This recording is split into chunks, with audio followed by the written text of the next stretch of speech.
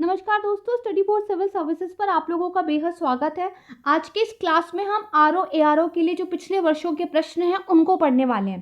देखिए, previous year question इसलिए बहुत ज़्यादा इंपॉर्टेंट होते हैं क्योंकि आपके एग्जाम में ना सिर्फ previous year question as it is repeat हो जाते हैं, बल्कि जो नए क्वेश्चन पूछे जाते हैं वो भी कहीं ना कहीं आपके पीवाईक्यू के पैटर्न के बेस पर ही पूछे जाते हैं, या फिर क्वेश्चन को थोड़ा बहुत मॉडिफाई करके पूछ लिया जाता है। तो अगर आपके प्रीवियस ईयर क्वेश्चन बहुत अच्छे तरीके से तैयार हैं तो एग्जाम में काफ़ी सारे ऐसे क्वेश्चन होंगे जिनको आप बेहद आसानी से हल कर पाएंगे अगर आपने इन प्रश्नों का अभ्यास अच्छे से किया होगा। तो आज के क्लास में हम जो भारतीय अर्थव्यवस्था यानी कि इंडियन इकोनॉमी के प्रीवियस ईयर क्वेश्चंस हैं इनको डिस्कस करेंगे, कुछ कॉन्सेप्ट्स को भी पढ़ते हुए चलेंगे ताकि उन्हीं कॉन्सेप्ट पर अगर एक अलग तरीके का क्वेश्चन पूछ लिया जाए तब भी आप उसको अच्छे से सॉल्व कर पाएं।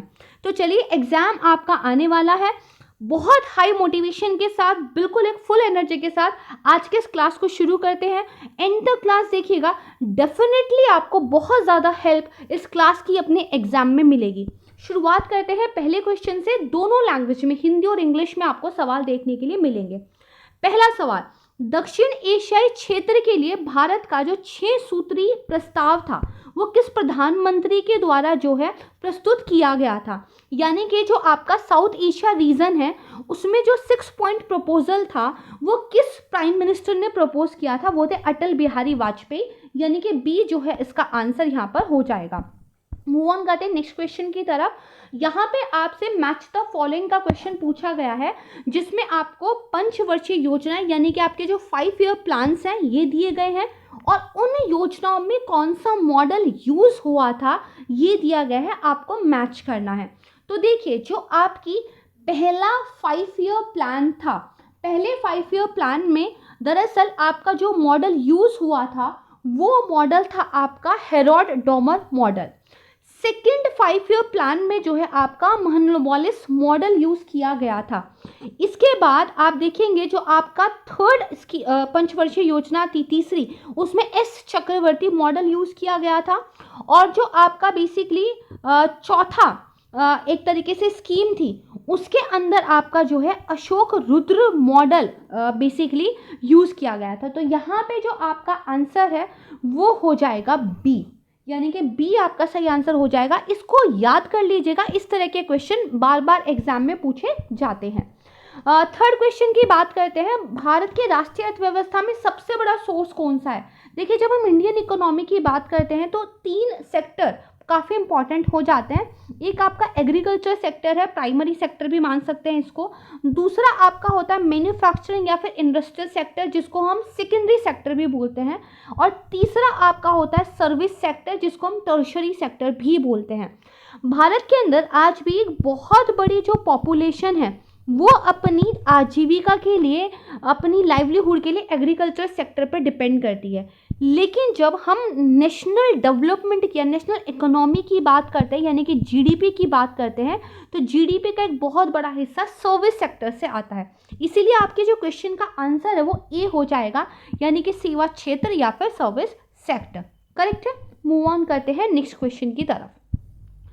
फोर्थ क्वेश्चन में पूछा गया है कि एक किसान ऐसा है जिसके पास 1 से लेके 2 हेक्टेयर तक की जोत है, तो उस किसान को किस कैटेगरी में रखा जाएगा। देखिए, भारत के अंदर किस किसान के पास कितना लैंड होल्डिंग है इसके बेस पर उनको अलग अलग कैटेगरीज में डिवाइड किया गया है। जैसे अगर किसी किसान की जो लैंड होल्डिंग है यानी कि उसके पास जो ज़मीन की जोत है वो 1 हेक्टेयर से भी क्या है, कम है, तो वो एक मार्जिनल फार्मर यानी कि एक सीमांत किसान माना जाता है। वहीं अगर आपके पास जोत जो है 1 से 2 हेक्टेयर की है तो आपको एक लघु कृषक यानी कि एक स्मॉल फार्मर माना जाता है। ठीक है, तो इसको आप ध्यान रखिएगा। नेक्स्ट क्वेश्चन की बात करते हैं। भारत में अगर किसी बिजनेस के अंदर 1 करोड़ तक का इन्वेस्टमेंट हुआ हो और 5 करोड़ तक का उसका कारोबार है यानी कि उसका टर्नओवर है, तो उस बिजनेस को किस कैटेगरी के अंदर रखा जाएगा। देखिए, इंडिया के अंदर इन्वेस्टमेंट एंड टर्नओवर के बेस पर जो आपके एमएसएमईज हैं यानी कि आपके माइक्रो स्मॉल मीडियम इंटरप्राइजेज हैं उनको अलग अलग कैटेगरी में रखा गया है। अगर 1 करोड़ तक का इन्वेस्टमेंट है और टर्नओवर 5 करोड़ तक का है तो ये बेसिकली आपका क्या है, माइक्रो इंटरप्राइजेज यानी कि सूक्ष्म उद्यम की कैटेगरी में आ जाता है। मूव ऑन करते हैं नेक्स्ट क्वेश्चन की तरफ। पूछा गया है कि जो एशियाई विकास बैंक है, एशियन डेवलपमेंट बैंक है, उसका इंडियन रेसिडेंट मिशन वो कहाँ पर लोकेटेड है? तो ये लोकेटेड है आपका नई दिल्ली में, करेक्ट है। मूव ऑन करते हैं नेक्स्ट क्वेश्चन की तरफ। क्वेश्चन नंबर 7, इनमें से कौन सा सही मैच नहीं है आपको ये बताना है। तो देखिए, कंपनी अधिनियम 2013 करेक्ट है। इसके बाद पार्टनरशिप एक्ट 1932 ये भी ठीक है। साझेदारी अधिनियम 1932, सेल्स ऑफ गुड्स एक्ट 1930, वस्तु विक्रय अधिनियम 1930 ये भी ठीक है। भारतीय संविदा अधिनियम यानी कि इंडियन कॉन्ट्रैक्ट एक्ट ये गलत मैच है, क्योंकि सही आंसर इसका होना चाहिए 1872।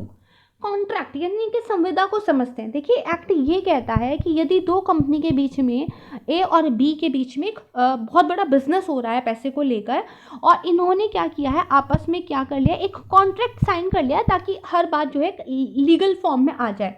लेकिन मान लीजिए कल को कंपनी बी अपनी बात से पलट जाए, तो जो कंपनी ए है वो कोर्ट में जा सकती है, और कोर्ट में जाके ये जो कॉन्ट्रैक्ट था इसको लॉ के द्वारा इन्फोर्स करवा सकती है। यानी कि कंपनी ये कोर्ट में जाकर ये कह सकती है जी, इंडियन कॉन्ट्रैक्ट एक्ट के तहत ये जो है बेसिकली ये कॉन्ट्रैक्ट हमारे साथ किए थे, बट अब ये पीछे हट रहे हैं, आप प्लीज़ इसको लागू कराइए। ठीक है, तो ये इसका कॉन्सेप्ट है।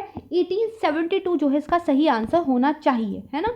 मूव ऑन करते हैं नेक्स्ट क्वेश्चन की तरफ। ओके, तो इस वाले क्वेश्चन में जो रिजर्व बैंक ऑफ इंडिया के गवर्नर थे उनके नेम दिए गए हैं, और उनको क्रोनोलॉजिकल ऑर्डर में आपको जो है बेसिकली यहाँ पर लगाना है। तो सबसे पहले आपके आ जाएंगे डॉक्टर IG पटेल, फिर आ जाएंगे डॉक्टर मनमोहन सिंह, देन इसके बाद डॉक्टर C रंगराजन, और फिर आ जाएंगे आपके डॉक्टर D सुब्बा राव। तो इसका बी जो है यहाँ पर एक आंसर होना चाहिए। मूव ऑन करते हैं नेक्स्ट क्वेश्चन पे। भारतीय अर्थव्यवस्था का नेचर क्या है? तो देखिए, 3 तरह के मॉडल जो है एक किसी भी देश की अर्थव्यवस्था के रूप में माने जाते हैं। एक होता है कैपिटलिस्ट इकोनॉमी, यानी कि जिसमें कहा जाता है कि मार्केट ओपन है, अगर आपके पास पैसे हैं तो आप जाके कुछ भी खरीद लीजिए, और अगर आपके पास आपका पेट भरने के लिए, खाना खरीदने के, गेहूं खरीदने के भी पैसे नहीं है तो कोई दखल नहीं देगा। वही जो सोशलिस्ट इकोनॉमी का मॉडल है, ये कंट्रोल की बात करता है। ये कहता है कि नहीं, हमें अपने लोगों का वेलफेयर करना है, पूरा मार्केट हम अपने कंट्रोल में रखेंगे। अगर हमने कह दिया कि गेहूं 1 रुपये किलो है तो इतने पे ही आपको बेचना पड़ेगा। लेकिन जो इंडियन इकोनॉमी है वो इन दोनों के ही मिक्स्ड एक आप कह सकते हैं कॉम्बिनेशन को लेकर चलती है। यहाँ पर बाजार जो है खुला है, ओपन है, लेकिन अगर भारत सरकार को लगता है कि लोगों के वेलफेयर के लिए हमें बाजार में दखल अंदाजी करनी चाहिए, तो सरकार वैसा भी कर लेती है। इसीलिए यहाँ पे जो सही आंसर हो जाएगा वो हो जाएगा आपका मिक्स्ड इकोनॉमी, यानी कि एक मिश्रित अर्थव्यवस्था जो है भारत की है। मूव ऑन करते हैं नेक्स्ट क्वेश्चन पे। यहाँ पे देखिए आपका समायोजित सकल आय, राइट, समायोजित सकल आय जिसको हम बेसिकली एडजस्टेड ग्रॉस इनकम भी बोलते हैं, इसके बारे में पूछा गया है कि इसके डेफिनेशन के अंदर क्या क्या आता है। देखो, डेफिनेशन के अंदर क्या क्या आता है वो तब समझ में आएगा जब इसका कॉन्सेप्ट समझ में आ जाएगा।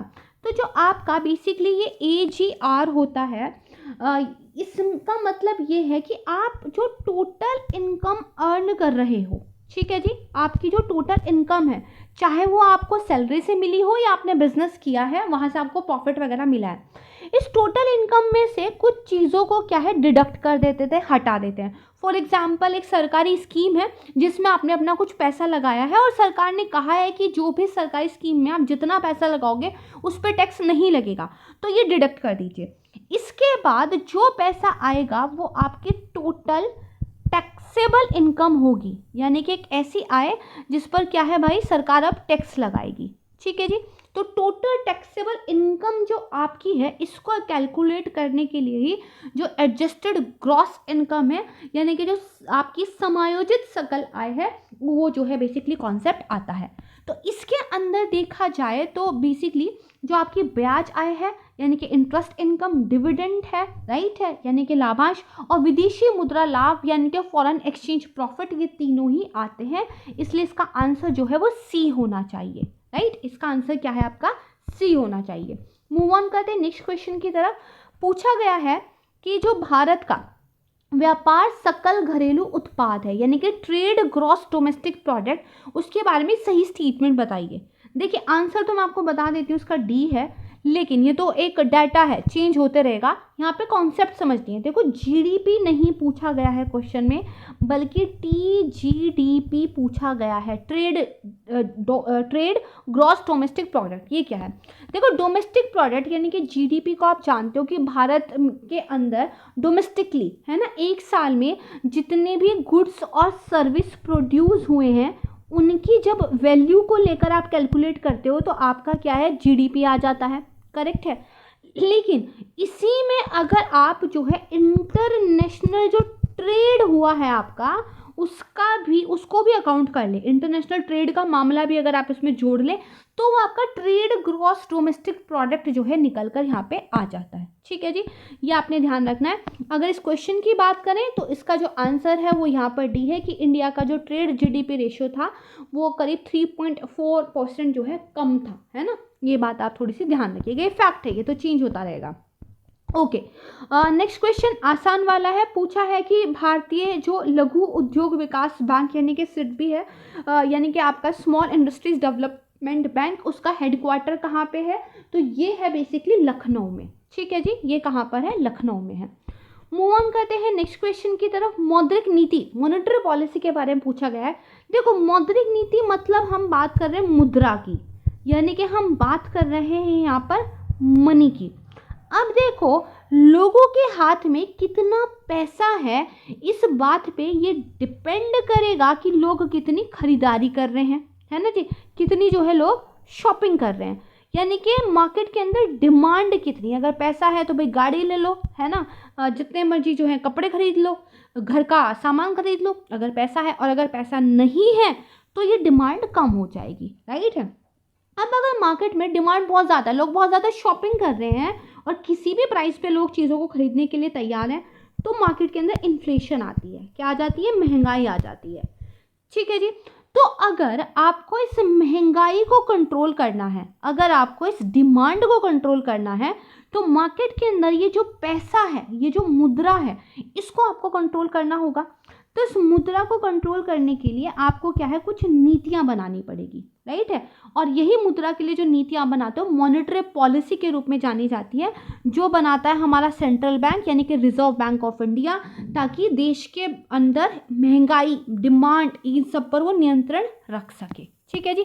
तो इस कॉन्सेप्ट के बेस पर जो सबसे सही आंसर यहाँ पे निकल के आता है वो आता है डी, यानी कि मौद्रिक नीति प्रभावी मांग को नियंत्रित करने का एक प्रत्यक्ष उपाय है। करेक्ट है जी। आई होप ये समझ में आ गया होगा। मूव ऑन करते हैं नेक्स्ट टॉपिक पर। पूछा है कि जो मुद्रास्फीति है वो किसके लिए फायदेमंद होती है? भाई इन्फ्लेशन किसके लिए फायदेमंद है? अच्छा, एक एग्जाम्पल की बात करते हैं। मान लीजिए ये है राम और ये यहाँ पर है श्याम। ठीक है। तो श्याम ने राम से कहा भाई मुझे क्या करो, 100 रुपये ज़रा उधार दे दो, मैं आपको क्या करूँगा 1 साल के बाद वापस करूँगा। राम अच्छा इंसान था, उसने दे दिए। श्याम ने क्या किया, इन 100 रुपये से फॉर एग्जाम्पल एक बाइक खरीद ली। बहुत पुराने ज़माने की मान लीजिए हम बात कर रहे हैं, 100 रुपये में बाइक आ जाती है। ठीक है। तो अब क्या है, 1 साल बाद शाम को राम के पैसे करने हैं वापस, लेकिन तब तक क्या है, मार्केट के अंदर बहुत महंगाई आ चुकी है। बहुत क्या है, पैसे के अंदर बहुत महंगाई आ चुकी है। तो महंगाई आ चुकी है मतलब पैसे की वैल्यू गिर गई है, मनी की वैल्यू गिर गई है। जहां आज से 1 साल पहले 100 रुपये में बाइक आ जा रही थी, 1 साल बाद हो सकता है कि 100 रुपये में सिर्फ आपकी साइकिल आ रही हो, बाइसिकल आ रही हो बस। ठीक है जी। तो जब राम ने शाम को पैसे दिए थे तो शाम की परचेसिंग पावर एक बाइक खरीदने की हो गई थी, लेकिन जब शाम ने राम को पैसे वापस किए तो उन पैसों में इतना दम ही नहीं रहा कि वो बाइक खरीद सके। उनसे आप ज़्यादा से ज़्यादा एक साइकिल खरीद सकते हो। ठीक है जी। तो देखा जाए तो शाम फायदे में हो गया और राम यहाँ घाटे में रहा है। ठीक है। तो जो उधारी लेने वाला होता है ना, महंगाई उसको कहीं ना कहीं क्या है, फायदा कर देती है। तो इसीलिए जिसको भाई जो डेप्टर है, जिस पर उधार चढ़ा हुआ है, वो यहाँ पे क्या है, बेसिकली आपका थोड़ा सा फायदे में रहता है। ये इसका आंसर यहाँ पे हो जाएगा। करेक्ट है। चलिए मूव ऑन करते हैं नेक्स्ट क्वेश्चन की तरफ। यहाँ पे जो इसका आंसर है वो बेसिकली आपको चेंज करना रहेगा। ठीक है जी। जो मैंने आपको कॉन्सेप्ट बताई है सी, उसको आप याद रखिएगा। ठीक है। मूव ऑन करते हैं नेक्स्ट क्वेश्चन की तरफ कि जो अंतर्राष्ट्रीय मुद्रा कोष है, यानी कि जो आपका इंटरनेशनल मॉनेटरी फंड है, वो किन उद्देश्यों के लिए लोन भाई दे देता है? ठीक है जी। तो दरअसल देखा जाए तो जो आपका ना भुगतान संतुलन होता है, जो आपका बैलेंस ऑफ पेमेंट है, अगर उसमें थोड़ा बहुत टेम्परेरी कुछ प्रॉब्लम आ जाए, उसके लिए आईएमएफ जो है आपको पैसे दे देता है। अब ये बैलेंस ऑफ पेमेंट क्या है आपको पता होगा। देखो हम क्या करते हैं, फॉर एग्जांपल हम जो बासमती राइस है उसको दूसरे देशों को बेचते हैं, तो जब हम दूसरे देशों को बेचते हैं तो हमें डॉलर मिलता है, राइट। और जो हमारा पेट्रोल है, ऑयल है, क्रूड ऑयल है, वो हम दूसरे देशों से खरीदते हैं, तो हमें उनको डॉलर देना पड़ता है। तो कई बार हो सकता है ना हमने बेचा इतना ना हो जितना खरीद लिया हो, तो भाई डॉलर कहाँ से आए, तो रिजर्व बैंक ऑफ इंडिया अपने पास डॉलर रख के रखता है, कई बार कमी पड़ जाती है।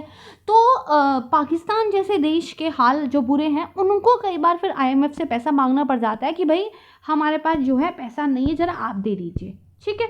चलिए, तो जो टेम्परेरी एक बैलेंस ऑफ पेमेंट के अंदर डेफिसिट आता है, उसके लिए आईएमएफ फंड यहाँ पर देता है। Well, move on to next question. हरित बॉन्ड यानी कि जो आपके ग्रीन बॉन्ड है, उनके बारे में आपको 4 स्टेटमेंट दी है, जो ठीक नहीं है वो बतानी है। देखो, ग्रीन बॉन्ड जो है, जो क्लाइमेट फ्रेंडली प्रोजेक्ट होते हैं, और यू कैन से जो इन्वायरमेंट फ्रेंडली प्रोजेक्ट होते हैं ना, पर्यावरण को लेकर जो योजनाएं अच्छी है, उनमें पैसा लगाने का एक साधन है। अच्छा जी, ये तो पहला स्टेटमेंट ठीक हो गया। फिर ये भी बात है, सबसे पहले जो यूरोपियन निवेश कोष था, जो आपका यूरोपियन इन्वेस्टमेंट फंड था, उसने 2007 में इनको पहली बार इश्यू किया था, और ये एक तरह का इनोवेशन है फाइनेंशियल मार्केट का, ये बात भी बिल्कुल ठीक है। ठीक है जी, इसमें क्या होगा, एक कंपनी ए है, ये कह रही है कि हम क्या करेंगे, सोलर एनर्जी बनाएंगे। तो ये कुछ इन्वेस्टर्स थे यहाँ पे 1 2 3, इन्होंने कहा ठीक है जी, हम आपको पैसा देते हैं क्योंकि हम चाहते हैं कि आप अच्छे अच्छे काम करो, और इस पैसे के बदले आप हमें बॉन्ड जारी कर दीजिए, उस पर लिख दीजिए हमने आपको इतना पैसा दिया, आप हमें इतने इंटरेस्ट दोगे। तो ये ग्रीन बॉन्ड कहलाएगा, क्योंकि हरित परियोजना में यहाँ पे पैसा लग रहा है। अब जो 4th स्टेटमेंट है, ये कह रहा है कि भाई हरित बॉन्ड जो है एक तरीके से अल्पकालिक परिपक्वता निवेश है, यानी कि क्या है, शॉर्ट टर्म मेच्योरिटी वाला एक काम है ये। देखो, अब हरित जो प्रोजेक्ट आप बना रहे हो, उस एक तरीके से सोलर एनर्जी को लेकर, विंड फार्म्स अगर आप बना रहे हो, तो वो लंबे टाइम की चीज़ है, कोई 10 दिन में पूरी होने वाली चीज़ नहीं है, है ना। पर्यावरण के लिए अगर अच्छा कुछ काम कर रहे हो तो कोई छोटी मोटी परियोजना तो होगी नहीं, कुछ बड़ी होगी। तो इसके लिए जो बॉन्ड होगा वो भी लॉन्ग टर्म का होगा, शॉर्ट टर्म का नहीं हो सकता है, करेक्ट है। तो इसीलिए ये वाला जो स्टेटमेंट है यही गलत है, यही हमारा यहाँ पे आंसर जो है हो जाएगा। मूव ऑन करते हैं नेक्स्ट क्वेश्चन की तरफ। पूछा गया है जो आपकी basically deposit insurance and credit guarantee insurance निगम है, deposit insurance and credit guarantee insurance corporation है, उसके बारे में कौन सा स्टेटमेंट ठीक है। ये भारतीय रिजर्व बैंक की एक सहायक है भाई, सब्सिडाइजरी है रिजर्व बैंक ऑफ इंडिया की, और 5 लाख की जमा जो है इसके द्वारा बीमित है, 5 लाख रुपए तक जो है इसके अंदर इंश्योर्ड रहते हैं। तो कौन सा स्टेटमेंट आपका यहाँ पे जो है ठीक है, दोनों ही ठीक है। देखो, यहाँ पे जो आपका ये basically deposit insurance and credit guarantee insurance निगम है, यस, ये आरबीआई की सहायक एक आप कह सकते हैं एक एंटरप्राइज है। और दरअसल इसमें क्या होता है, अगर कल को बैंक फेल हो जाए तो बैंक में जो आपका पैसा था वो ना डूबे, है ना, उस पैसे का इंश्योरेंस करने के लिए इसको बनाया गया है। ये पैसा देगी अगर बैंक कल को डूब जाए तो, ठीक है जी। तो इसको जो है ध्यान रखिएगा। मूव ऑन करते हैं नेक्स्ट क्वेश्चन की तरफ। मैच द फॉलोइंग यहाँ पे करना है, बैंक दिए गए हैं वो किस तरीके के बैंक है, आपको जो है यहाँ पर ये बताना है, ठीक है जी। चलिए देखते हैं। इंडियन बैंक क्या है, एक पब्लिक सेक्टर बैंक है, सार्वजनिक है। आईसीआईसी बैंक की बात करें तो एक प्राइवेट बैंक है, निजी है। सिटी बैंक की बात करें तो एक विदेशी बैंक है ना। और सरस्वती बैंक की बात करें तो एक सहकारी बैंक है। तो यहाँ पे डी आंसर आना चाहिए, करेक्ट है।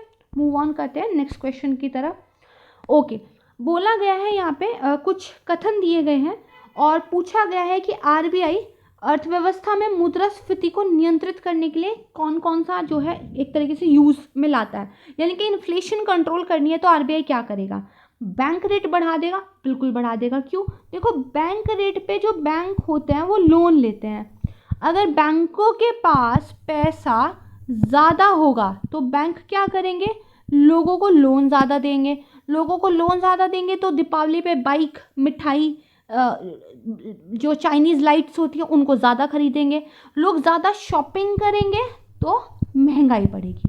तो अगर हमें लोगों की शॉपिंग को कम करवाना है तो लोगों के पास से पैसा हटाना पड़ेगा, तो उनको लोन देने से हमें रोकना पड़ेगा। अब कहने से तो कोई रुकता नहीं है, तो हम क्या करेंगे, बैंक रेट बढ़ा देंगे। अब बैंकों को जो पैसा मिलेगा वो महंगा मिलेगा, पहले 8% पे मिल रहा था 15% पे मिलेगा, तो लोग क्या करेंगे, नहीं भाई 15% पे लोन बहुत महंगा पड़ रहा है, हमें नहीं चाहिए, तो बाइक वगैरह नहीं खरीदेंगे। तो यस, बैंक रेट अगर आरबीआई बढ़ा दे तो भी क्या है, बात बन जाएगी। नकद आरक्षित अनुपात में वृद्धि कर दे, कैश रिजर्व रेशियो, बिल्कुल ठीक है। बैंकों को क्या करना होता है, अपना कुछ पैसा कैश में रखना पड़ता है। अगर आरबीआई कहते हैं ज़्यादा से ज़्यादा पैसा जो है कैश में रखो, आप लोन में नहीं दे सकते, अगेन ये मार्केट में पैसा कम करेगा। एसएलआर बढ़ा दे, सिमिलर मैनर में काम करता है। और गवर्नमेंट सिक्योरिटीज़ को खरीद ले। देखिए आरबीआई क्या कहेगा लोगों से कि आपके पास जो गवर्नमेंट की सिक्योरिटीज़ है वो हमें दे दो, राइट है, और हम आपको क्या है बदले में पैसा दे देंगे। तो लोगों के पास क्या है, पैसा ज़्यादा हो गया है तो मार्केट में पैसा आ गया, ये आरबीआई नहीं कर सकता। तो ये चौथा ऑप्शन यहाँ पर नहीं आना चाहिए।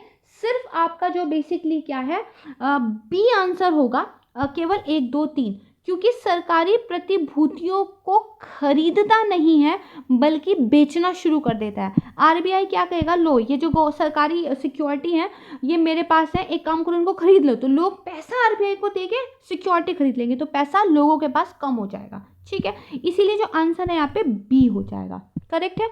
मूव ऑन करते हैं नेक्स्ट क्वेश्चन की तरफ। ओके, यहाँ पे बोला गया है बेसिकली कि भाई एक कारण है और एक तो आपका कथन है, दूसरा कारण है। ओके, इसमें पहले में बोला गया है जब देश के भुगतान उसके व्यापार, वस्तुओं, सेवा, स्थानांतरण, विशुद्ध आय की प्राप्तियों से अधिक हो जाते हैं तब उसे चालू खाता कहा जाता है। देखो बिल्कुल सही बात है, हमने सामान बेचा कम पैसों का, एक्सपोर्ट तो हमने किया कम, लेकिन जो हमने दूसरे देशों से बहुत सारी चीज़ें खरीदी हैं वो ज़्यादा खरीद ली हैं, तो अब हमारे पास इतना पैसा ही नहीं है कि हम उनको वापस कर सकें, तो उसको हम बोलते हैं चालू खाता घाटा हो गया है। आप लोगों को बेच कम रहे हो, लोगों से खरीद ज़्यादा रहे हो, तो इसको करंट अकाउंट डेफिसिट कहते हैं, बिल्कुल सही बात है ये।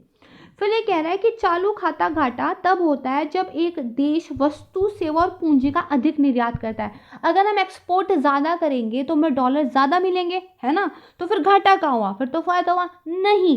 जब हम इम्पोर्ट ज़्यादा करते हैं, एक्सपोर्ट कम करते हैं, चालू खाता घाटा तब होता है, तो ये गलत है।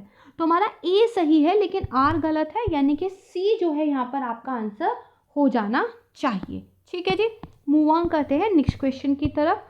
WTO के अंतर्गत सरकारी न्यूनतम समर्थन मूल्य और बाजार मूल्य का अंतर जब सीधे किसानों को भुगतान किया जाता है तो उसे क्या कहते हैं। देखो आपको पता है ना, भारत सरकार MSP घोषित करती है कुछ फसलों के लिए। सरकार क्या कहती है, बाजार में जिस रेट पे भी आपका माल बिका है, ठीक है कोई बात नहीं, लेकिन अगर हमने MSP मान लीजिए 1000 रखी है और बाजार आपको सिर्फ 900 रुपये दे रहा है, तो 100 रुपये या तो हम आपको देंगे या फिर पूरे 1000 रुपये पे हम आपसे खरीद लेंगे। ये भारत में एक सिस्टम है। WTO कहता है जी आपका ये जो सिस्टम है ये दरअसल आपका ब्लू बॉक्स सब्सिडी जो है ना, ये उसके अंदर आता है, ठीक है जी। अब इसका मतलब क्या, WTO ने क्या कहा कि कुछ सब्सिडी आप दे सकते हो, अगर आप सब्सिडी दे दो कोई दिक्कत नहीं है, वो हम ग्रीन बॉक्स में रखते हैं। फिर WTO ने कहा कुछ सब्सिडी आप दे तो सकते हो लेकिन भाई वो मार्केट में दिक्कत करती हैं, वो हो गई ब्लू बॉक्स सब्सिडी जो कि भारत का MSP है। फिर WTO ने कहा एक येलो बॉक्स सब्सिडी होती है जो नहीं देनी चाहिए, काफ़ी रोक उन पे, क्योंकि अगर आप ये सब्सिडी देते हो मार्केट ख़राब होता है, ठीक है जी, वो आती है येलो में। पिंक बॉक्स एक ऐसी ऑप्शन आपको दिया गया है, तो ये WTO का एक काम है, और भारत का MSP जो है ये ब्लू बॉक्स के अंदर आता है, नीला, ठीक है जी, इसको बस ध्यान रख लेना, ठीक है। मूव ऑन करते हैं। यहाँ पे पूछा गया है कि जो आपका लाभ मात्रा अनुपात सुधार है वो किसके द्वारा किया जाता है। तो ये जो प्रॉफिट वॉल्यूम रेशो है ये कैसे इम्प्रूव कर सकते हैं भाई, इम्प्रूव तो तब करेंगे पहले पता तो हो ये क्या है। तो लाभ मात्रा अनुपात सुधार का मतलब ये होता है कि आप बेसिकली यहाँ पर कितना पैसा एक लगा रहे हो या कितनी इनपुट आप लगा रहे हो, है ना जी, और बेसिकली उसके बाद कितनी यूनिट आपने बनाई और कितनी यूनिट बेच के आपको कितना प्रॉफिट मिल रहा है, ठीक है जी। 100 यूनिट बेच रहे हो तो आपको प्रॉफिट ज़्यादा मिल रहा है, या फिर 1000 यूनिट बना के बेच दो तो प्रॉफिट ज़्यादा है, ठीक है जी। तो ये देखने के लिए आपका जो प्रॉफिट वॉल्यूम रेशो जो है यहाँ पर देखा जाता है, इसको ध्यान रखना।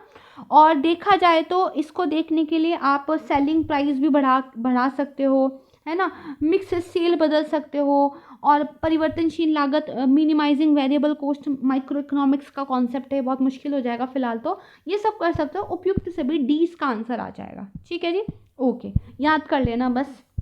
ओके, नेक्स्ट क्वेश्चन की तरफ चलते हैं। बोला गया है कि किसको जो है गरीबी का सामाजिक सूचक नहीं समझते हैं। अगर पॉवर्टी आपको देखनी है तो कौन सा सोशल इंडिकेटर नहीं है पॉवर्टी का? परिवहन के साधनों की कम संख्या, निरक्षरता का स्तर, स्वास्थ्य देखभाल तक पहुंच की कमी, रोजगार के अवसरों की कमी। भाई गरीबी आपको कैसे पता चलेगी? तो देखो, अगर एम्प्लॉयमेंट नहीं है या अपॉर्चुनिटीज़ कम है तो गरीबी होगी बिल्कुल। हेल्थ केयर भी ढंग से नहीं मिल पा रही है और लिटरेसी लेवल पे ज़्यादा है, तो सोशल इंडिकेटर है ये सारे के सारे पॉवर्टी के। लेकिन जो ट्रांसपोर्ट के अगर कम साधन है, ये दरअसल एक सोशल इंडिकेटर पॉवर्टी का नहीं माना जाता है ना। तो इसका जो है ए आंसर आ जाएगा। ये आपने जो है यहाँ पे ध्यान रखना है, याद कर लेना इसको। मूव ऑन करते हैं नेक्स्ट टॉपिक की तरफ, क्वेश्चन की तरफ। परिवहन, संचार, वाणिज्य किसके अंतर्गत आते हैं? मैंने बताया था प्राइमरी, सेकेंडरी और tertiary activity. Primary agriculture, mining वगैरह, सेकेंडरी के अंदर मैन्युफैक्चरिंग जो आपकी होती है, टर्शियरी के अंदर जो सर्विस आप देते हो, ठीक है जी, घूमने फिरने गए तो पैसा वहाँ पे खर्च किया, बैंक की सर्विस ले ली, है ना, ये सब क्या है आपके टर्शियरी एक्टिविटी के अंदर आता है। तो यहाँ पे आंसर आपका सी हो जाएगा, करेक्ट है। मूव ऑन करते हैं नेक्स्ट क्वेश्चन की तरफ। आयात कर, आयात कर क्या करता है? 4 ऑप्शन दिए हैं। देखो, आपने क्या किया, किसी दूसरी कंट्री से आयात किया यानी कि इंपोर्ट किया, ठीक है जी। सरकार ने कहा हम इस पर टैक्स लगाएंगे, तो जो आप आयात करके इंपोर्ट करके चीज़ लेके आए, जब उस पर आप टैक्स भी पे कर रहे हो तो उसकी कीमत बढ़ जाएगी, प्राइस बढ़ जाएगा। हो सकता है लोग खरीदना बंद कर दें, तो लोग इंपोर्ट कम करना शुरू कर देंगे। भाई अगर सरकार टैक्स ज़्यादा लगा रही है तो हम क्यों इंपोर्ट करें, है ना। तो कहीं ना कहीं देखो, तो जो आयात कर है वो क्या कर देता है, व्यापार की मात्रा को घटाता है। क्या करता है, व्यापार की मात्रा को घटाता है, क्योंकि महंगी हो जाती हैं चीज़ें टैक्स की वजह से, ठीक है। नेक्स्ट क्वेश्चन, भारतीय रुपये को चालू खाते में पूर्ण परिवर्तनीय कब बनाया गया था? अगर हम बात करें जो इंडियन रुपी था उसको fully convertible on current account कब किया गया था? तो ये आपका किया गया था भाई 1994 में, ठीक है। इंपॉर्टेंट फैक्ट है ये, आपको याद रख लेना है। मूव ऑन करते हैं नेक्स्ट क्वेश्चन की तरफ। जीएसटी किस तरह का कर है? अब तो याद हो गया होगा, जीएसटी क्या है, इनडायरेक्ट टैक्स है ना जी। डायरेक्ट टैक्स कौन सा होता है, जो डायरेक्ट उसी व्यक्ति को देना पड़ता है जिस पे लग रहा है। मान लीजिए ABC 3 लोग हैं, ये बिजनेस करता है, ये जॉब करता है, ये बेरोजगार है, तो इन पे इनकी आय के अकॉर्डिंग टैक्स लगेगा। इनडायरेक्ट टैक्स क्या है, मान लीजिए ये बिस्किट है, इस बिस्किट पे गवर्नमेंट ने क्या है 5% जीएसटी लगाया हुआ है। इस बिस्किट को ABC कोई भी खरीद ले, लेकिन तीनों को 5% जीएसटी देना पड़ेगा, भले ही वो बेरोजगार हो, नौकरी करता हो, बिजनेस करता हो। तो इनडायरेक्ट टैक्स, तो जीएसटी एक इनडायरेक्ट टैक्स है, ठीक है जी। तो ऑप्शन नंबर बी इसका आंसर हो जाएगा। नेक्स्ट क्वेश्चन की बात करते हैं। मुद्रा और वित्तीय मामलों में सरकार का वित्तीय अभिकर्ता एवं सलाहकार कौन है? भाई फाइनेंशियल एजेंट और एडवाइजर कौन है भारत सरकार का? अगर उनको ये जो फाइनेंशियल मैटर है, करेंसी, इसके बारे में सलाह मशविरा लेना हो, आसान सा क्वेश्चन है, आरबीआई है ना, हमारा सेंट्रल बैंक है, केंद्रीय बैंक है, ठीक है। शुद्ध निर्यात किसके बराबर होता है? अगर देखिए मैंने क्या बताया, हम जो इंटरनेशनल ट्रेड करते हैं उसमें क्या करते हैं, आपने एक्सपोर्ट कितना किया और आपने इंपोर्ट कितना किया, तो आपने टोटल एक्सपोर्ट कितना किया ये निकालना है। तो जितना आपने दूसरों से खरीदा भी है ना उसको हटा दो। मान लीजिए $100 का सामान आपने क्या है बेचा था, तो आपको $100 मिल गए, लेकिन $80 का सामान आपने खरीद भी लिया, तो $80 तो वापस चले गए ना। तो देखा जाए तो टोटल आपका $20 का ही मामला बना, ये नेट एक्सपोर्ट होता है। तो निर्यात में से अगर आप आयात घटा दोगे यानी कि सी, ये आपका नेट एक्सपोर्ट होता है, ठीक है, ओके। मूव ऑन करते हैं नेक्स्ट क्वेश्चन की तरफ। उत्पादक कीमत सूचकांक यानी कि प्रोड्यूसर प्राइस इंडेक्स है ना, ये क्या मेजर करता है? प्रोड्यूसर प्राइस इंडेक्स जो है आपका वो क्या मेजर करता है? उत्पादित वस्तुओं और सेवाओं की कीमत के औसत परिवर्तन को, यानी कि जो प्राइस ऑफ गुड्स और सर्विसेज आप प्रोड्यूस कर रहे हो उसके क्या प्राइस में कुछ चेंज हो रहा है। देखो इसको ऐसे समझो, मान लो कोई कंपनी बाइसिकल बनाती है और फॉर एग्जांपल वो जो बेसिकली आपकी बाइसिकल्स हैं उनका जो प्राइस है, एवरेज प्राइस, वो बढ़ता जा रहा है। ठीक है जी। तो हो सकता है कि ये प्राइस इसलिए बढ़ रहा है, या तो जिस मटेरियल को मिला के आप बाइसिकल बना रहे हो वो मटेरियल महंगा हो गया है, या हो सकता है लोग बहुत ज़्यादा बाइसिकल खरीद रहे हैं, भाई जितने पैसों की मिल जाए तब भी खरीद रहे हैं, तो भी बढ़ सकता है। ठीक है जी। तो इसका मतलब क्या है, आपका जो PPI है ना, प्रोड्यूसर प्राइस इंडेक्स है, वो बढ़ रहा है। वहीं अगर बाइसिकल के रेट गिरने लग जाए, एक कंपनी थी बाइसिकल बना रही थी, उसके रेट गिरने लग जाए, तो माना जाएगा प्रोड्यूसर प्राइस इंडेक्स आपका क्या है, कम हो रहा है, यानी कि कहीं ना कहीं जो सेलिंग प्राइस है वो आपका कम हो रहा है। तो या तो हो सकता है जो मटेरियल आप मिला के बना रहे हो बाइसिकल, उसकी कॉस्ट गिर गई, या फिर लोगों ने बाइसिकल खरीदना ही बंद कर दिया, वो कार खरीदने लग गए, बाइक खरीदने लग गए। ठीक है। तो प्रोड्यूसर प्राइस इंडेक्स आपको जो price of goods and services आप प्रोड्यूस कर रहे हो, जो आप एक वस्तु और सेवा उत्पादित कर रहे हो, उनकी कीमतों में क्या परिवर्तन आ रहा है, इसके बारे में बताता है, इसीलिए ए आंसर। ठीक है। मूव ऑन करते हैं नेक्स्ट क्वेश्चन का। कौन सी एजेंसी भारत से कृषि सामानों के निर्यात में सम्मिलित नहीं है? भाई ऐसी कौन सी एजेंसी है जो इंडिया की तरफ से जो एग्रीकल्चर गुड्स होते हैं उनके एक्सपोर्ट में पार्टिसिपेट नहीं करती? ये है आपकी इफ्को। सी, इफ्को कौन है? इफ्को है Indian farmers fertiliser cooperative limited, right. तो ये जो है इसका आंसर हो जाएगा, इंपॉर्टेंट है, याद कर लेना। ठीक है। मूव ऑन करते हैं नेक्स्ट क्वेश्चन की तरफ। यहाँ पे आपसे जो है पूछा गया है कि स्टॉक एक्सचेंज में निम्नलिखित में से कौन सा सट्टेबाज नहीं है ना जी, या फिर इसका बेसिकली यहाँ पे ध्यान रखना कि कौन सा स्पेकुलेटर नहीं है स्टॉक एक्सचेंज में। देखो अगर हम तेजड़िया यानी कि बुल की बात करें, बुल हमेशा चाहता है कि भाई स्टॉक मार्केट में प्राइस क्या है आपके बढ़ेंगे, वो हमेशा प्राइस बढ़ाने के लिए स्पेकुलेशन करता है। मंदड़िया बियर की अगर हम बात करें तो वो हमेशा कहता है भाई प्राइस गिरेंगे, वो प्राइस गिरने की स्पेकुलेशन करता है, वहाँ से बेनिफिट कमाना चाहता है। आपने देखी होगी ना वो 1992 का स्कैम वेब सीरीज स्टैक की बात करें। स्टैक दरअसल जो भी नए स्टॉक आते हैं ना उनको लेकर काम करता है, ताकि जैसे ही नए स्टॉक में ट्रेड शुरू हो वो इनको बेच दे और यहाँ से प्रॉफिट कमा ले। ठीक है जी। लेकिन जो ब्रोकर है, ये सारे स्पेकुलेशन करते हैं, जो ब्रोकर है उसका काम बस क्या करना है, जो सेलर है और जो बायर है इनके बीच में कड़ी बनना है। ब्रोकर का काम क्या है, डील करवाना, वो स्पेकुलेशन नहीं करता है ना। तो इसीलिए यहाँ पे जो राइट आंसर हो जाएगा वो ए हो जाएगा, दलाल का काम स्पेकुलेशन नहीं है। मूव ऑन करते हैं नेक्स्ट क्वेश्चन पे। लोक नगरीय सातत्य के विचार को है ना उस आधार पर विकसित किया गया जो अध्ययन किए गए थे। भाई पहली बात तो ये बताओ, ये जो फ्लोक अर्बन कॉन्टिनम है ना, ये कहाँ की स्टडी के आधार पर डेवलप किया गया था? तो इसका जो आंसर है वो है बेसिकली आपका मैक्सिको। लेकिन ये है क्या, कॉन्सेप्ट क्या है? देखो ये दरअसल एक ट्रांजिशन के बारे में बात करता है। ट्रांजिशन मतलब एक जगह से दूसरी जगह। ये क्या कहता है कि जब आप रूरल यानी कि ग्रामीण से है ना अर्बन शहरी कैरेक्टरिस्टिक्स की तरफ एक ट्रांजिशन करते हो तो बेसिकली फ्लोक अर्बन क्वांटिनम यहाँ पे बनता है, नाम से भी पता चल रहा है। यानी कि आप क्या कर रहे हो सकता है आपका जो रहने सहने का तरीका वो तो अर्बन हो गया हो, लेकिन अपने ट्रेडिशन जो आपके गांव वाले थे उनको आप अभी भी थामे हुए हो। तो कुछ इस तरीके की जब सिचुएशन बनती है, मैक्सिको में जो इसको स्टडी करके डेवलप किया गया था, इसलिए आंसर ए हो जाएगा। ठीक है। मूव ऑन करते हैं नेक्स्ट क्वेश्चन की तरफ। यहाँ पे बोला गया है कि कौन सी भारतीय पंचवर्षीय योजना थी जिसमें मानव विकास को ज़्यादा इम्पोर्टेंस दी गई थी, ह्यूमन डेवलपमेंट को किस 5 ईयर प्लान में ज़्यादा जो है इम्पोर्टेंस दी गई थी? वो है आपका 8th 5 ईयर प्लान, 8वीं पंचवर्षीय योजना। ठीक है जी। ओके, मूव ऑन करते हैं नेक्स्ट क्वेश्चन की तरफ। तो आपको कुछ स्टेटमेंट दिए गए हैं जीएसटी के बारे में, उनमें से आपको सही बताना है। जीएसटी परिषद की अध्यक्षता संघीय वित्त मंत्री करते हैं, केंद्र के राजस्व या वित्त के प्रभारी राज्य मंत्री इसके एक सदस्य होते हैं। बाई जीएसटी काउंसिल होती है। कौन होते हैं उसके चेयरपर्सन? हमारे यूनियन फाइनेंस मिनिस्टर होते हैं। बिल्कुल बात सही है। फिर एक यूनियन मिनिस्टर ऑफ स्टेट जो कि रेवेन्यू के इंचार्ज होते हैं, वो भी इसके मेंबर होते हैं। सही बात है। दूसरा कह रहा है जीएसटी परिषद कर दर से छूट वाली वस्तुओं के बारे में निर्णय करेगी और नई कर नीति का निर्धारण भी करेगी। यानी कि जीएसटी काउंसिल क्या है, कौन से आइटम आपको एग्जेम्प्ट करने हैं, है ना, और बेसिकली यहाँ पर न्यू टैक्स पॉलिसी कैसे होनी चाहिए इसको लेकर काम करती है। ये भी बिल्कुल सही बात है।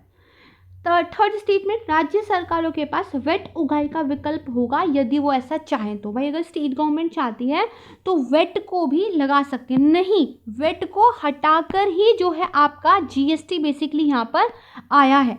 तो ये वाली जो स्टेटमेंट है ये आपकी गलत हो जाएगी। तो यहाँ पे आपका जो आंसर होना चाहिए वो डी होना चाहिए, केवल 1 और 2 ही सही है, करेक्ट है। चलिए मूव ऑन करते हैं नेक्स्ट क्वेश्चन की तरफ। 36 है, किसान क्रेडिट कार्ड योजना के बारे में कह रहा है। किसान क्रेडिट योजना 2001 में शुरू की गई थी, बिल्कुल नहीं, 1998-99 में जो है इसको बेसिकली स्टार्ट किया गया था। यह योजना किसानों को उनकी खेती की आवश्यकताओं के लिए जो एक क्रेडिट देती है, किसानों को सपोर्ट करने के लिए जो है यहाँ से पैसा वैसा मिल जाता है। ये बात बिल्कुल ठीक है, तो केवल 2 सही है, बी आंसर जो है आपका यहाँ पर आएगा। ठीक है, मूव ऑन करते हैं नेक्स्ट क्वेश्चन की तरफ। यस, हाँ जी, पूछा गया नाबार्ड के कंटेक्स्ट में आपको 2 स्टेटमेंट दिए गए। नाबार्ड संसद अधिनियम द्वारा 1982 में स्थापित हुआ था, सही बात है। ये केवल कृषि के लिए क्रेडिट देता है, बिल्कुल गलत बात है। कृषि के लिए नहीं बल्कि नाबार्ड देखा जाए तो ये बेसिकली आपका क्या है, नेशनल बैंक फॉर एग्रीकल्चर और रूरल डेवलपमेंट है ना, ग्रामीण विकास के लिए भी जो है ये क्रेडिट आपका देता है। तो ओनली एक आपका ठीक है, एक आंसर हो जाएगा। परफेक्ट, मूव ऑन करते हैं। तो जो आपका बेसिकली सूक्ष्म एवं मध्यम उद्यम विकास अधिनियम है, ठीक है जी, माइक्रो स्मॉल और मीडियम एंटरप्राइजेज डेवलपमेंट एक्ट है, वो आपका जो है कब पारित हुआ था, तो ये आपका हुआ था 2006 में। इसका जो है आपका बी आंसर आ जाएगा, राइट। ओके, मूव ऑन करते हैं। लघु निर्माणी उद्योग में प्लांट एवं मशीनरी में विनियोग की मात्रा होनी चाहिए, तो इन्वेस्टमेंट कितना होना चाहिए जो आपकी मशीनरी है स्मॉल स्केल मैन्युफैक्चरिंग इंडस्ट्री में। देखो अब ये क्वेश्चन काम का नहीं रहा इतना ज़्यादा, क्योंकि मैंने आपको बताया था एमएसएमई जो इंडस्ट्रीज़ हैं उनकी जो बेसिकली डेफिनेशन है वो सरकार ने अब काफ़ी चेंज कर दी है, तो अब डेफिनेशन अलग हो गई है। बट जो 39 क्वेश्चन है इसका जो आंसर है वो आपका सी हो जाएगा, ठीक है जी। तो जो न्यू कैटेगराइजेशन है वो एक बार आप देख लेना। वेल, मूव ऑन करते हैं। पूछा गया उपभोक्ता सहकारी भंडार कंज्यूमर कोऑपरेटिव स्टोर्स कौन जो है एस्टैब्लिश करता है, तो बताइए भाई कौन एस्टैब्लिश करता है। आसान क्वेश्चन है ये तो आपका, तो सदस्य द्वारा। देखो कोऑपरेटिव जहाँ पे भी आ गया मतलब उसके मेंबर ही काम कर रहे हैं, ठीक है, कोऑपरेटिव जहाँ पे भी आ गया, ठीक है। मैच द फॉलोइंग आपसे पूछा गया, टैक्स है किस चीज़ पे लगता है ये आपको बताना। तो कैपिटल गेन टैक्स ये किस पे लगता है भाई, जब आप प्रॉपर्टी किसी एसेट वगैरह की खरीद बिक्री करते हो। सेंट्रल एक्साइज ड्यूटी किस पे लगता है, जो फैक्ट्री निर्मित वस्तुएं होती हैं उस पर। कस्टम ड्यूटी आपकी लगेगी आयात पर, और कॉर्पोरेट टैक्स आपकी इनकम पर लगता है, कितना जो है बेसिकली पैसा वैसा आपने यहाँ पर कमाया है। तो इसका ए आंसर यहाँ पे होना चाहिए, ठीक है, ध्यान रखिएगा। ओके, मूव ऑन करते हैं। सेबी अधिनियम कब पारित हुआ था, तो 1992 में। आसान है, ध्यान रख लेना, ठीक है। क्या हो जाएगा यहाँ पे आपका 1992, यानी कि सी ऑप्शन, करेक्ट। चलिए फिर किसानों के लिए किसान क्रेडिट कार्ड योजना कब लाई गई थी, थोड़ी देर पहले बताया 1998 1999, करेक्ट है, ठीक है।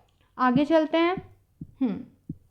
यस, इसके बाद पूछा गया व्यापार के संदर्भ में निम्नलिखित कथनों में से कौन सा कथन सही है। ये मांग और आपूर्ति दोनों का प्रतिनिधित्व करता है। ट्रेड की अगर हम बात करें, ट्रेड यानी कि व्यापार, कितनी डिमांड है और कितनी सप्लाई है, यानी कि अगर लोग अनार खरीद रहे हैं और अनार की सप्लाई भी है तो दोनों ही बातें बताता है, राइट। केवल मांग पक्ष से केवल ये तो नहीं है ना कि डिमांड कितनी है, नहीं, मांग और आपूर्ति दोनों को लेके काम करता है, तो केवल एक यहाँ पे ठीक आपका आंसर जो है हो जाएगा, ठीक है जी। मूव ऑन करते हैं क्वेश्चन नंबर 45। पीली क्रांति किससे संबंधित है, पीली क्रांति तिलहन उत्पादन से, ऑयल सीड से संबंधित है, डी आंसर, परफेक्ट। फिर सुगमता सूचकांक ईज जो आपका इंडेक्स है उसके बारे में कौन सा स्टेटमेंट आपका जो है यहाँ पे करेक्ट है। ईज मतलब enhanced access and service excellence index, तो ये सार्वजनिक क्षेत्र के बैंकों के प्रदर्शन को अंकित करने का एक तरीका है, बिल्कुल ठीक बात है। पब्लिक सेक्टर बैंक के परफॉर्मेंस को ये देखता है। ये भारत में एमएसएमई हेतु व्यापार सुगमता को बेसिकली जो है आंकलित करता है, तो नहीं, ये बैंकों के लिए है, ठीक है। एज इंडेक्स जो है आपके पब्लिक सेक्टर बैंकों के लिए, तो ये यहाँ पे आपका आंसर हो जाएगा। परफेक्ट है। मूव ऑन करते हैं। कृषि क्षेत्र का शीर्ष बैंक कौन सा है? एग्रीकल्चर के लिए सबसे बढ़िया बैंक कौन सा है भाई? आपका नाबार्ड है ना। यस, बिल्कुल ठीक। National bank for agriculture and rural development, अभी बात की। परफेक्ट।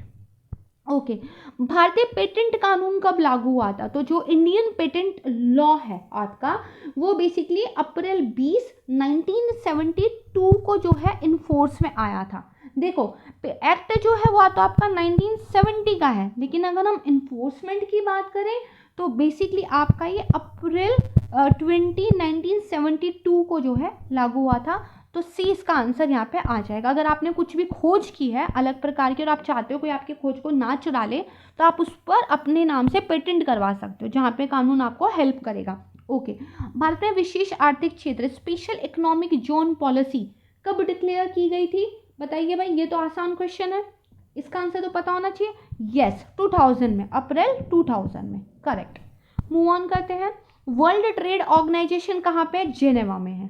आसान क्वेश्चन है ना। WTO कहाँ पे है? जेनेवा में है, ठीक है। 51, भारत में दीर्घकालीन राजकोषीय नीति की घोषणा किस वित्त मंत्री द्वारा की थी? लॉन्ग टर्म की जो फिस्कल पॉलिसीज है वो कौन से फाइनेंस मिनिस्टर ने अनाउंस की थी? ये आपको यहाँ पे बताना, VP सिंह थे, ठीक है। VP सिंह, कई बार आता है तो क्वेश्चन।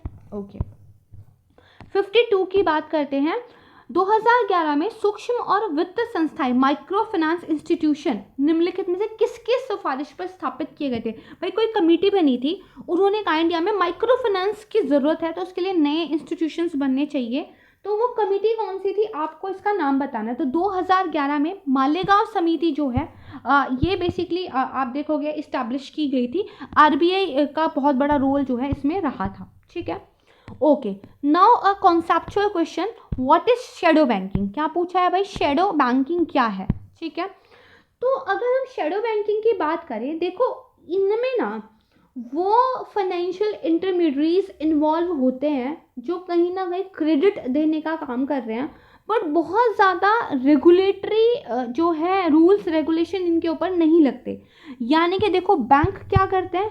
क्रेडिट यानी कि एक तरीके से पैसा देने का काम करते हैं, लेकिन बैंकों के ऊपर काफ़ी रेगुलेशंस होते हैं, RBI बैठा हुआ है।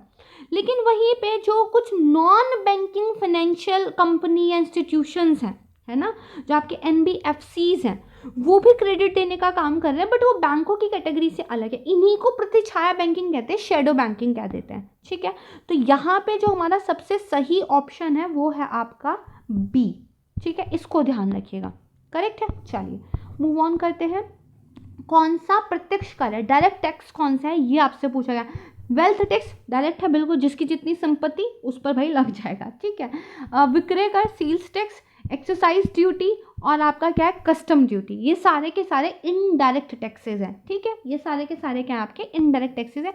वेल्थ टैक्स आपका जो है डायरेक्ट टैक्स है, ठीक है। Okay, then payment of gratuity act 1972 के अनुसार ग्रेच्युटी भुगतान की अधिकतम सीमा क्या है? देखो, ये एक्ट कहता है यदि कोई भी कंपनी जिसमें 20 या से ज़्यादा लोग काम करते हैं, वो लोगों की सर्विस पूरे होने के बाद उनको एक वन टाइम ग्रेच्युटी का भुगतान करेगा। और किन लोगों को? जिन्होंने कम से कम 5 साल तक काम किया हो, ठीक है जी, 5 साल तक काम किया हो, उनकी सैलरी के बेस पे एक एवरेज निकाल के वो उनको जो है लंप सम अमाउंट उनकी रिटायरमेंट के बाद दिया जाता है, ठीक है, उन्होंने जब कंपनी छोड़ दी है। लेकिन इस पर कैप लगा दी है, और ये कैप जो है आपकी 10 लाख की है, ठीक है जी। ये कैप कितनी आपकी? 10 लाख की है। तो यहाँ पे जो आंसर है वो आपका C हो जाएगा, ठीक है जी। ये आपका जो आंसर है वो C हो जाएगा, ठीक, इसको ध्यान रखिएगा। 5 साल की सर्विस जो है पूरी होनी चाहिए तभी मिलता है ये, करेक्ट। ओके, 56 क्वेश्चन की तरफ चलते हैं। पैन कार्ड के बारे में है। इसमें पूछा गया है कि पेन जो बेसिकली आपका नंबर होता है उसकी शुरुआत कुछ अंग्रेजी अक्षरों से होती है ना। तो इसमें P क्या दिखाता है? P इसमें व्यक्तिगत पर्सन को दिखाता है। देखो इसमें जो वर्ड होते हैं ना, ए मतलब AOP association of person, B होता है बीओआई यानी कि बॉडी ऑफ इंडिविजुअल, सी मतलब कंपनी होता है, एफ मतलब फर्म होता है, जी मतलब गवर्नमेंट होता है, एच होता है यानी कि हिंदू अनडिवाइडेड फैमिली, एल मतलब लोकल अथॉरिटी, जे मतलब आर्टिफिशियल जुडिशरी पर्सन, पी मतलब पर्सन एक इंडिविजुअल की बात होती है, टी मतलब ट्रस्ट की बात होती है। ठीक है, ये जो वर्ड्स हैं इनका ये मतलब होता है, इसको आपने थोड़ा सा ध्यान रखना है। ठीक है जी। क्वेश्चन नंबर 57 की बात करते हैं। शहरी गरीबी की जड़ ग्रामीण क्षेत्रों में होती है। भाई कथन क्या कह रहा है, अर्बन पॉवर्टी ना कहीं कहीं ना कहीं रूरल एरिया में छुपी हुई है, और ये कह रहा है ग्रामीण क्षेत्रों में शिक्षा का जो स्तर है वो निम्न होता है, एजुकेशन जो है रूरल एरिया में कम होती है। बिल्कुल सही बात है। देखो देखा जाए तो दोनों ही चीज़ें ठीक है, कथन भी ठीक है, कारण भी ठीक है, बट कारण कथन को एक्सप्लेन ढंग से नहीं करता है। ठीक है, तो इसका जो आंसर है वो आपका बी हो जाएगा। स्पष्टीकरण ठीक नहीं है, वैसे दोनों ठीक है। ओके, 58 क्वेश्चन, भारत में गरीबी का स्तर कैसे निर्धारित होता है। देखो भारत में ना एक्सपेंडिचर के बेस पर, यानी कि लोग खर्चा कितना कर रहे हैं। फॉर एग्जांपल भाई अगर आपने महीने में इतने रुपए खर्च कर दिए ग्रामीण स्तर पे तो आप गरीब नहीं हो। तो भारत में व्यय के आधार पर जो है आपको गरीब माना जाता है। तो घरेलू उपभोक्ता के व्यय के आधार पर सी इसका आंसर होना चाहिए, है ना। ओके, मूव ऑन करते हैं। Water prevention and control of pollution cess act लागू किया गया था। इम्प्लीमेंटेशन पूछा गया है और वो भी सेस वाले एक्ट का। ये थोड़ा सा ध्यान रखना, एक water prevention and control of pollution act है, ये सेस वाला है। ठीक है, इसको ध्यान रखना। तो ये आपका होगा 1977, और अगर एग्जैक्ट डेट की बात याद करिए तो जून 1 1977 इसका जो है एक आंसर हो जाएगा। ठीक है, ओके, मूव ऑन करते हैं क्वेश्चन पे। यहाँ पे बेसिकली पूछा गया है कुछ 4 आपको बेसिकली इंस्टीट्यूशंस बताए हुए हैं। तो ये कब आए थे उनको क्रोनोलॉजिकल ऑर्डर में जो है बेसिकली आपको लगाना है। तो सबसे पहले आएगा आपका क्षेत्रीय ग्रामीण बैंक की स्थापना, फिर नाबार्ड की स्थापना आएगा, देन आपका स्वयं सहायता समूह का बैंक लिंकेज कार्यक्रम होना चाहिए, फिर किसान क्रेडिट कार्ड योजना जो है यहाँ पर आपका होना चाहिए। तो A I think is the right answer. Perfect है। ओके, मूव ऑन करते हैं 61 क्वेश्चन की तरफ। भारतीय लघु उद्योग विकास बैंक का मुख्यालय कहाँ पे है, पूछा हुआ है। देखो मैंने कहा था क्वेश्चंस रिपीट होते हैं, राइट, तो लखनऊ करेक्ट है। चलिए ठीक है, मूव ऑन करते हैं 62 पे। डंकल का नाम निम्न में से किससे संबंधित है। देखो ये नाम है Arthur Dunkel. Arthur Dunkel director general थे गाट के, यानी कि GATT के। ये क्या है, general agreement on tariff and trades. ये जो गाट है ना इसी से बाद में चलकर आपका WTO वर्ल्ड ट्रेड ऑर्गेनाइजेशन जो है पिक्चर में आया है। और ये डंकल थे, आर्थर डंकल, इसके जो है बेसिकली क्या थे, डायरेक्टर जनरल थे। तो इसका बी आंसर हो जाएगा। ठीक है, काफ़ी फैक्चुअल ये क्वेश्चन था। 63 की बात करते हैं। समावेशित विकास यानी कि जो इंक्लूसिव डेवलपमेंट है वो इनमें से किससे नहीं होगा, है ना, पूछ रहा है किससे नहीं होगा। देखो अगर आप किसानों को प्रॉपर क्रेडिट, इंक्लूसिव का मतलब क्या है, इंक्लूसिव मतलब जो लोग पिछड़े हुए हैं, जो पीछे छूट गए हैं, उनको भी साथ लेके चलो, बेसिकली सबको साथ लेके चलो, ये कहता है इंक्लूसिव। ठीक है, तो अगर किसानों को आप क्रेडिट दोगे तो इंक्लूसिव ग्रोथ होगी, बिल्कुल होगी, है ना।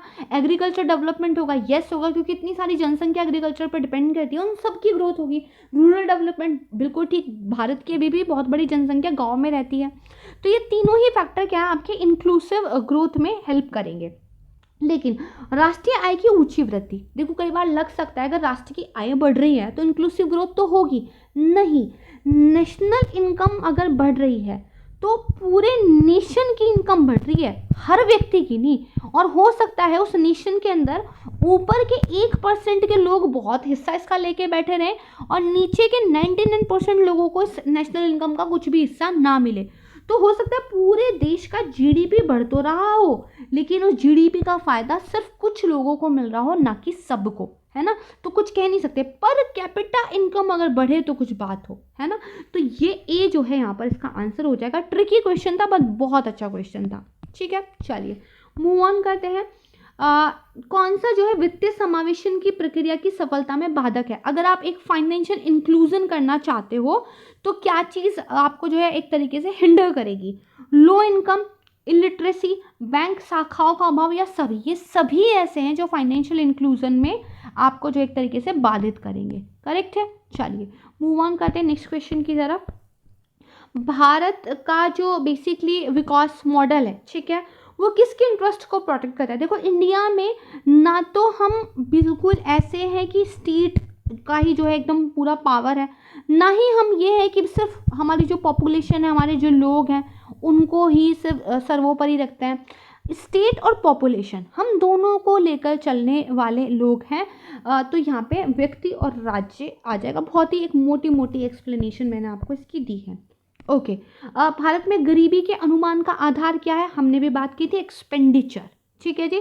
तो हम ये देखते हैं फैमिली वाइज, ठीक है जी, फैमिली वाइज आप कितना कंजप्शन कर रहे हो, है ना, फैमिली वाइज आप कितना एक कंजप्शन कर रहे हो, कितना खर्चा हो रहा है, उस पर हम जो है यहाँ पे गरीबी देखते हैं। तो इसका जो आंसर है वो फिर हमारा सी होना चाहिए। करेक्ट है जी। चलो मूव ऑन करते हैं। फिर देखो गरीबी रेखा से नीचे जीवन यापन करने वाली जनसंख्या के अनुमान के नए मानक निर्धारित करने के लिए भारत सरकार ने एक समिति गठित की थी। उस समिति के अध्यक्ष कौन थे। देखो इंडिया में एक कमेटी बनाई गई थी कि भाई जो लोग पॉवर्टी लाइन से नीचे रह रहे हैं, है ना, उनके बारे में आपको बताना है। तो वो कमेटी कौन सी थी, ये यहाँ पर जो है आपसे पूछा है, ये है सुरेश तेंदुलकर कमेटी, बहुत फेमस है पॉवर्टी के लिए, तो इसको याद रखना, ठीक है। ओके, सेम क्वेश्चन से मिलता जुलता देखो क्वेश्चन आ गया है।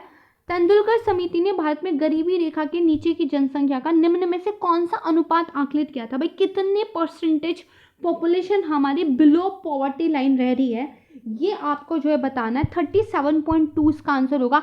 अलग अलग आंकड़े अलग अलग जगह देखने के लिए मिलेंगे, but this is the correct answer, ठीक है, ये ध्यान रखना। ओके, मूव ऑन करते हैं। यहाँ पे बोला गया है कि जो सार्वजनिक वितरण प्रणाली होती है, पब्लिक डिस्ट्रीब्यूशन सिस्टम है, उसके बारे में 3 स्टेटमेंट है। कह रहा है इसका मुख्य उद्देश्य ये था कि जो आवश्यक वस्तु होती है उनको सब्सिडाइज कीमतों पे दे दिया जाए। सही बात है, इसीलिए तो आया था। फिर कह रहा है ये कीमत सहायक कार्यक्रम की तरह शुरू की गई थी। भाई हमने ये इसको शुरू किया था एक सब्सिडी प्रोग्राम की तरह, कॉस्ट सब्सिडी, ठीक है जी। खाद्य सब्सिडी राज्य सरकारों द्वारा दी जाती है, गलत बात है। फूड सब्सिडी हमारे देश में सेंट्रल गवर्नमेंट के द्वारा दी जाती है। तो 1 और 2 जो है इसका आंसर होगा, ठीक है, करेक्ट पूछा है, 1 और 2 हो जाएगा, ठीक है। मूव ऑन करते हैं। निम्न में से कौन सा मध्याह्न भोजन योजना को प्रारंभ एवं व्यवस्थित नहीं करता है। भाई मिड डे मील स्कीम है, कौन ऐसा है जिसको इनिशिएटिव ऑर्गेनाइज नहीं करता। देखो पंचायती राज इंस्टीट्यूशन हो, सेल्फ सर्विस ग्रुप हो, या फिर जो स्कूल का मैनेजमेंट है, इन सब का रोल रहेगा मिड डे मील स्कीम को भाई शुरू करते हैं या ऑर्गेनाइज करते हैं। बट जो ठेकेदार है, कॉन्ट्रैक्टर है, उसका काम ये सब थोड़ी है। ठेकेदार का काम ये ना, ठेकेदार लोगों को लाके काम करवा सकता है। मैनेज करना है या शुरू करना है तो वो या तो स्कूल मैनेजमेंट देखेगा, या पंचायतें देखेंगे, या सेल्फ सर्विस ग्रुप्स देखेंगे, ठीक है। 71 क्वेश्चन, किसको ट्रिप्स समझौते में संरक्षण प्रदान करने के लिए सम्मिलित नहीं किया गया। देखो एक हमारे पास है trips agreement. Trips agreement basically काम करता है एक तरीके से इनोवेशन को लेकर। मोटे तौर पर मैं बता रही हूँ, वैसे देखा जाए अगर आपने कोई नई खोज की है, उस खोज को आप अपने नाम कराना चाहते हैं तो आपको उस पर पेटेंट लेना पड़ेगा। जैसे कोरोना की वैक्सीन अगर किसी ने आज़ाद कर दी तो वो कहेगा भाई इस वैक्सीन को मेरे नाम पे पेटेंट कर दो, ठीक है जी। साथ में किसके लिए करता है, जो आपके ज्योग्राफिकल इंडिकेशंस होते हैं उनको भी देखता है। जैसे मान लीजिए आपका जो बिहार के अंदर मखाना बड़ा एक फेमस हो जाता है, ठीक है, यूपी के अंदर इतनी सारी चीज़ें जिनको जो है ज्योग्राफिकल इंडिकेशन मिला हुआ है कि भाई यहीं की ये चीज़ बड़ी ज़बरदस्त है, ये भी ट्रिप्स के अंतर्गत आता है। इसके अलावा जो इंटीग्रेटेड चिप्स के डिज़ाइन वगैरह होते हैं उनको भी आप जो है इस ट्रिप्स के तहत रेगुलेट करते हैं, कोई आपके उन डिज़ाइन को कॉपी ना कर ले, है ना, ये सब ट्रिप्स के अंदर आता है। बट प्लांट का प्रोटेक्शन, पौधा, चाहे वो औषधि वाले पौधे हों, फूल पत्ती वाले हों, ये ट्रिप्स एग्रीमेंट के अंदर नहीं आता है। तो डी इसका जो है यहाँ पे आंसर हो जाएगा, ठीक है। ये पेटेंट वाला टॉपिक भी काफ़ी इंपॉर्टेंट आजकल हो गया है। ओके, 72 क्वेश्चन देखते हैं। कौन सा एक न्यूनतम आवश्यकता कार्यक्रम के अंतर्गत नहीं है, यानी कि एक मिनिमम नीड प्रोग्राम है, उसमें इनमें से कौन सा जो है बेसिकली उसके अंडर में नहीं आता है, ठीक है।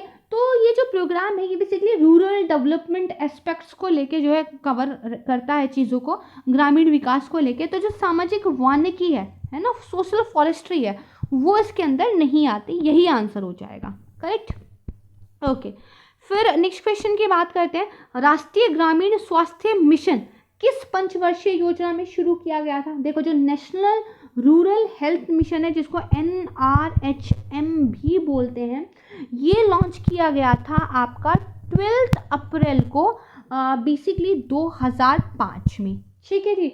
आपका जो 11वां 5 ईयर प्लान था, 11th अगर हम 5 ईयर प्लान की बात करें, ये आपका चला था 2007 से लेके 12 तक। इससे पहले कौन सा था आपका? 10वां था। तो 2005 में था, तो मतलब 10वीं जो पंचवर्षीय योजना है वो इसका जो एक आंसर होना चाहिए सी। ठीक है जी।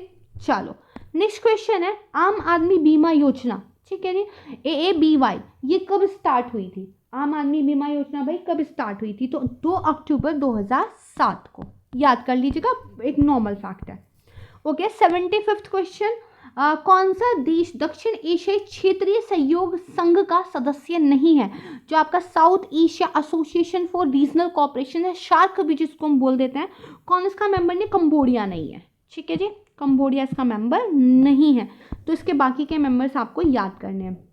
76 क्वेश्चन, कौन जनवरी 2005 में फाइनेंशियल इंक्लूजन पर बनाई गई समिति का अध्यक्ष था? ठीक है जी, तो एक समिति बनाई गई थी फाइनेंशियल इंक्लूजन पर, कौन उसके अध्यक्ष थे? सी रंगराजन, राइट, नाम याद रखना है। Okay, next question, Punjab national bank में मर्ज होने वाला वाणिज्यिक बैंक यानी कि एक कमर्शियल बैंक कौन सा है?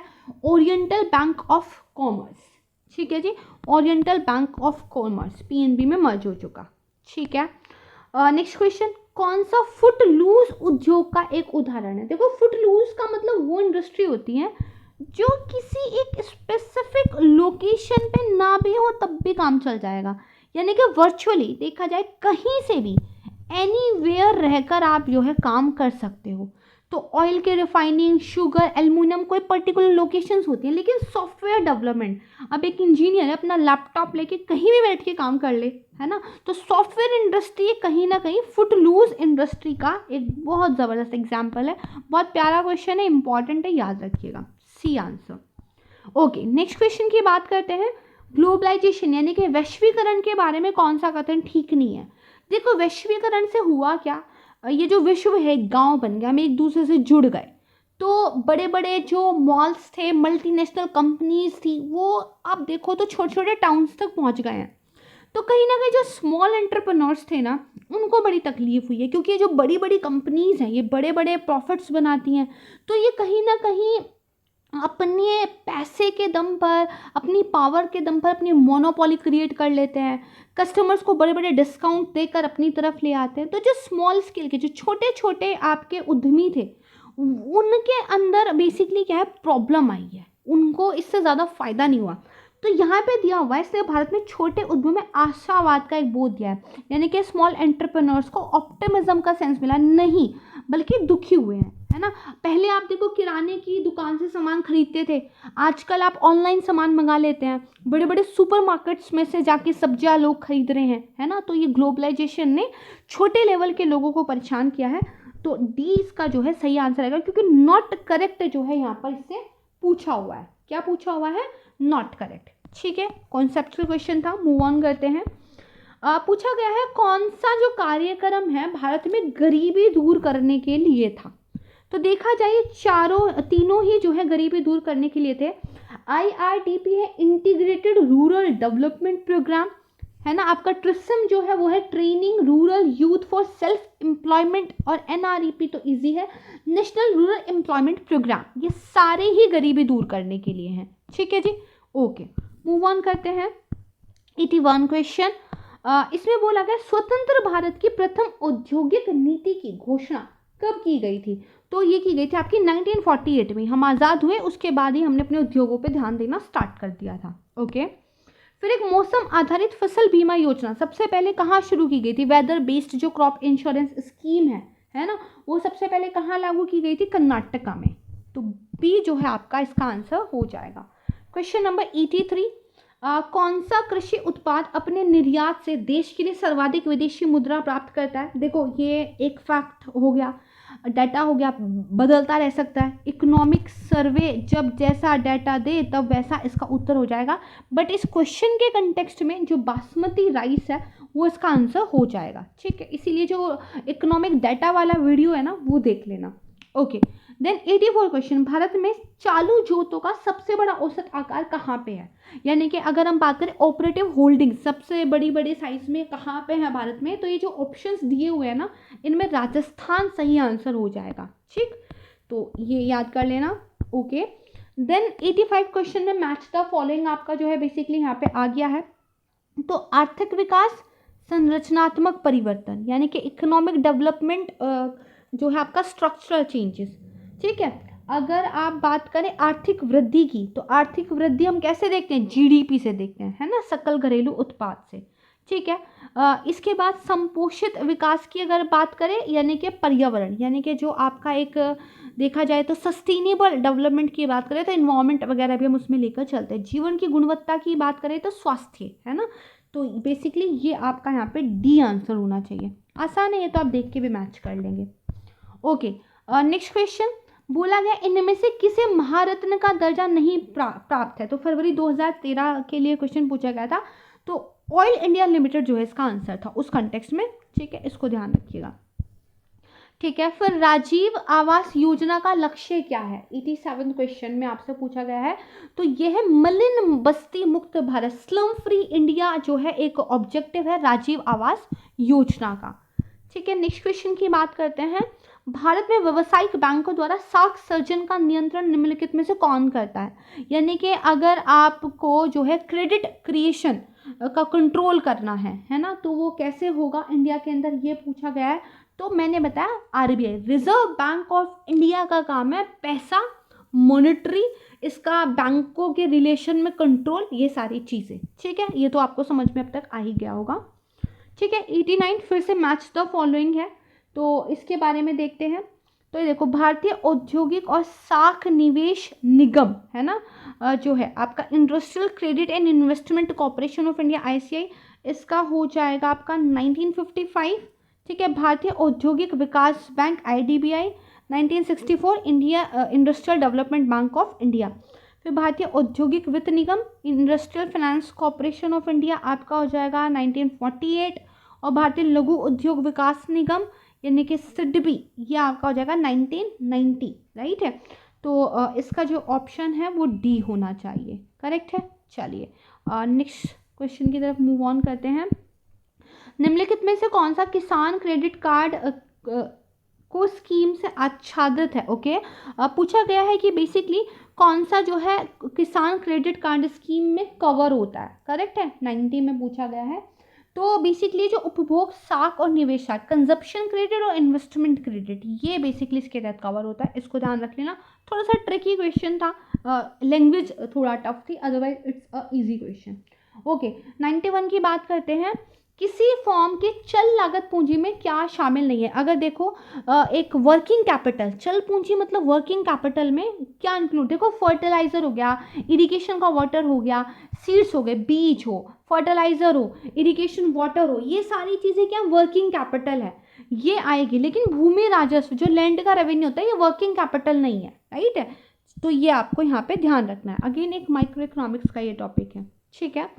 फिर पूछा है बेसिकली यहाँ पर आपसे कि जस्ट अ सेकेंड, विश्व व्यापार संगठन के अंतर्गत कृषि पर समझौते में मुख्य 3 स्तंभों में से निम्नलिखित में से कौन सा एक सम्मिलित नहीं है?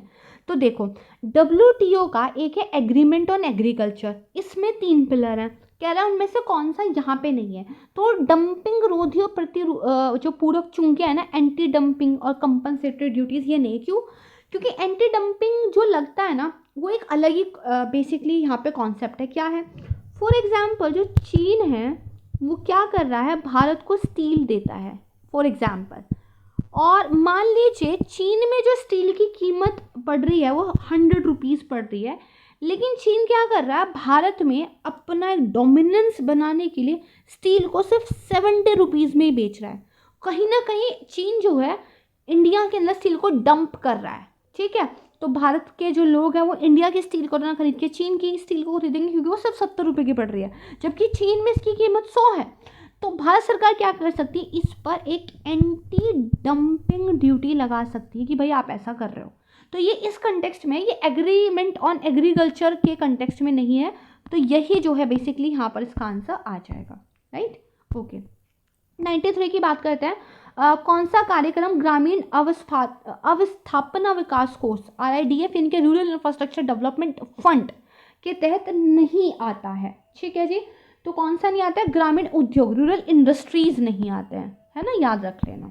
ओके, नेक्स्ट क्वेश्चन की बात करते हैं।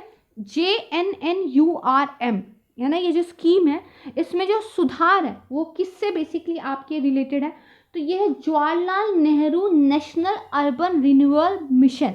तो जो शहरी इंफ्रास्ट्रक्चर है ये इसमें नहीं आएगा, करेक्ट है, ये आप ध्यान रखना। रिफॉर्म जो बेसिकली है वो शहरी इंफ्रास्ट्रक्चर से रिलेटेड है, ठीक है, क्योंकि नाम क्या है, Jawaharlal Nehru national urban renewable mission, ठीक है जी। ओके, मूव ऑन करते हैं 95 पे। सार्वजनिक वस्तुओं की कीमत निर्धारण हेतु छाया कीमतों की अवधारणा किसने दी थी, शेडो प्राइस किसने दी थी।